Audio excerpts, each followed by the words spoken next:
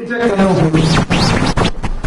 এই আন্দোলনকারীদের একটা অংশ রাজাকারের পথ অবলম্বন করছে, এটা দিবালোকের মতো পরিষ্কার।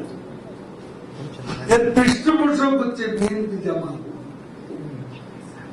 এবং এর পেছনে আছে তারেক রহমান। আমরা শুরু থেকে বলে আছি এই আন্দোলন হচ্ছে কোটা বিরোধিতার নামে সরকার বিরোধী আন্দোলন।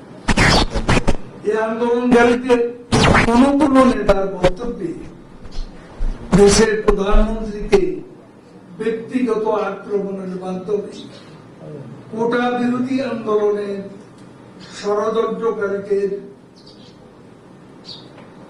মুখোশ এখানে উন্মোচিত